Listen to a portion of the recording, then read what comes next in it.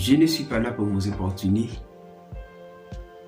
ni pour amadouer le peuple de Sri Lanka. Mais je suis tout simplement là pour analyser et une petite comparaison entre ces deux pays, Haïti et Sri Lanka. C'est vrai que Haïti n'est pas du tout au fil du pied du pays Sri Lanka.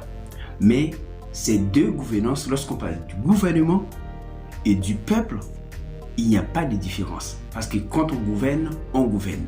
Quand on gère le peuple, on gère le peuple. Mais ce qu'il faut savoir, ce qu'il faut voir, c'est ici.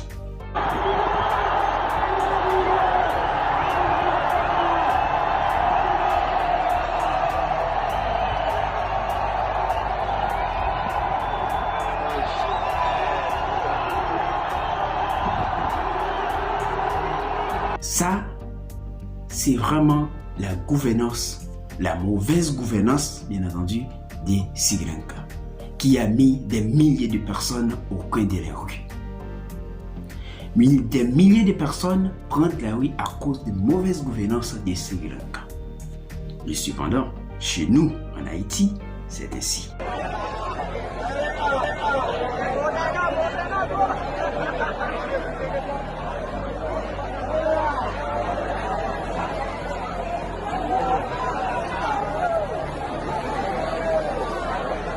Voilà.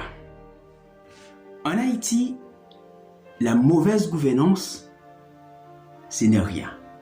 Le peuple est dans le plaisir, tissorite, partout, dans la mer, dans la piscine. Cependant, du côté de la Syrie, de la Sri Lanka, vous voyez bien que le peuple se manifeste contre la mauvaise gouvernance du gouvernement. Voilà. Ça, c'est pas du tout une bonne comparaison, peut-être, parce que Haïti et Sri Lanka, c'est deux pays complètement différents qui ne partagent du tout pas de la même culture, ça se voit. Mais ce qui nous est vraiment important, c'est pas qu'il s'agit de cultures différentes, mais il s'agit tout simplement des pays, de la gouvernance. Il s'agit tout simplement de la responsabilité du pouvoir, tout simplement de ce que le peuple reçoit et ce que le peuple recevra d'un gouvernement.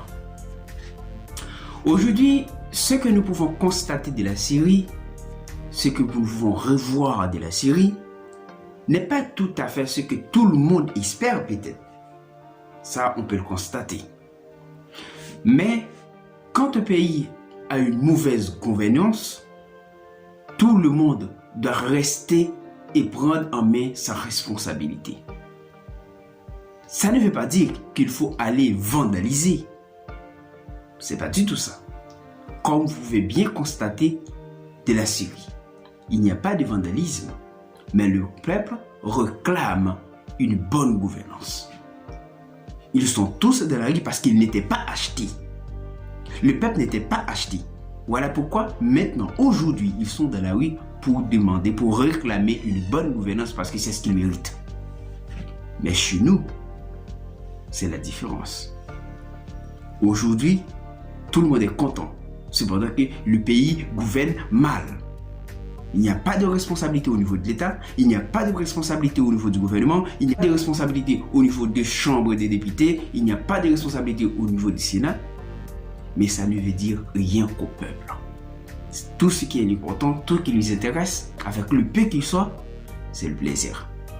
Aller dans la mer, aller dans la piscine, faire de loisirs partout, voyager, faire tout et tout, tout et de tout. Mais ce qui est plus choquant, ce qui est encore plus choquant, même dans la diaspora, on encourage la mauvaise gouvernance. Parce que les gens de la diaspora aiment dire député intel, c'est mon ami, sénateur intel, c'est mon ami, ministre intel, c'est mon ami, le président m'a appelé, donc il veut que je sois auprès de lui. C'est ça qui est le plus important dans un pays qu'on gère. Un pays qui a besoin du soutien de tout le monde. et qu'un pays que nous devons mettre en voie de développement. Donc, est-ce que moi-même je ne suis pas responsable de ce qui était en train de passer en Haïti ou je suis hors de tout ça? Peut-être moi-même non, parce que moi-même je ne fais pas partie de la diaspora. Mais je peux dire en tant que citoyen haïtien, je suis en partie ou en quelque sorte responsable de tout ça. Mais est-ce que ma voix est écoutée? Est-ce que ma voix est écoutée? Est-ce qu'il y a des gens qui m'écoutent? Est-ce qu'ils acceptent mes conseils? Ça, point d'interrogation. Parce que jusqu'à présent, à l'heure actuelle où on parle, Haïti ne reçoit des conseils que des gens acceptés. Quand je dis des gens acceptés, des gens de rang rare, des gens qui sont dans la mesure où que le peuple le comprenne. Et c'est pas sans raison qu'il y a les Haïtiens aujourd'hui n'écoutent même pas les gens qui n'est pas acceptés au public. Qu'est-ce que je veux dire? Si tu n'es pas populaire, on ne te connaît pas, on t'a entendu pour une première fois, soit sur les réseaux, personne ne t'écoutera. Et cependant, parfois il y a des gens qui partagent tellement de bonnes idées et le gouvernement n'en a pas besoin parce que ce n'est pas des gens populaires. Ce n'est pas quelqu'un qui connaisse exactement par le peuple. Tout ce qu'il dit ne vaut rien. Alors c'est ce genre de pays qu'on est en train de gérer. Ce qui est en train de passer en Sri Lanka aujourd'hui et Haïti, c'est vrai comme je viens de dire, Haïti est en quelque sorte non comparable à Sri Lanka. Oui, je peux le comprendre dans le cas du développement, dans le cas de la culture et beaucoup d'autres choses. Mais ce qui nous est important, c'est parce que Haïti est un pays comme tous les autres pays. Il n'y a pas de différence entre un pays et un pays, parce qu'un pays reste un pays. La gouvernance reste une gouvernance. C'est-à-dire, si tu n'es pas responsable ou tu n'es pas capable de gouverner, il faut tout simplement remettre une démission. Mais dans le cas d'Haïti et la Syrie, on voit que c'est vraiment en 50. C'est pas du tout parallèle, c'est en 50.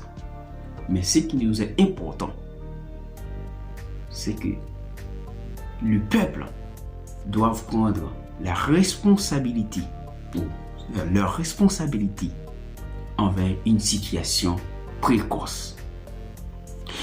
Si Haïti se lève ou le peuple haïtien se lève contre la gouvernance sans la violence, aujourd'hui, à l'heure où on parle, Haïti ne sera pas ainsi. Si Haïti arrête de prendre de l'argent pour accepter de conduire sa foi exactement pour le bien-être du pays, on ne serait pas là aujourd'hui. Mais c'est bien dommage, ce qu'on regarde à la radio, à la télévision, et au réseau ne valent même pas la peine pour Haïti.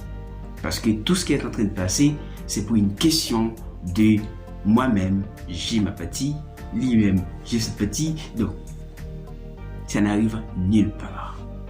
Aujourd'hui, en Haïti, peu importe la situation, là où on se trouve dans une question de kidnapping, d'enlèvement surtout, il y a même des enfants et des femmes. Mais ça ne dit rien à la population, parce que tout le monde est d'accord. Parce que moi-même, j'ai ma petite, je peux réaliser tout ce que je veux, et je peux aller de mes loisirs, je peux voyager, je peux faire des pique-niques, je peux faire tout et tout. Ça ne me concerne pas les kidnappings, ça ne me concerne pas la sécurité, ça ne me concerne pas la mauvaise gouvernance, ça ne me concerne pas tout et tout, ça ne me concerne pas. Mais en regardant ce qui est en train de passer à la Sri Lanka, on voit exactement quel doit être le comportement du peuple face à une mauvaise gouvernance. C'est pas sans raison que l'Occident a lancé des propos contre le pays des Noirs.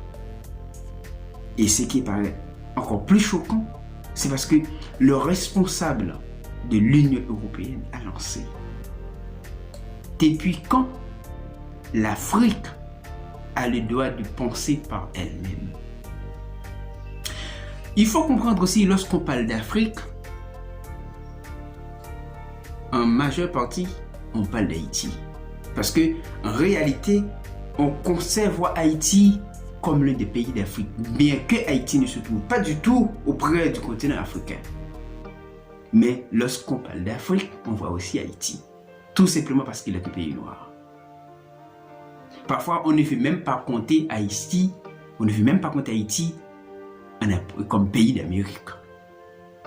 Parce que ce qu'on croit toujours, c'est que l'Amérique n'a pas de pays noir.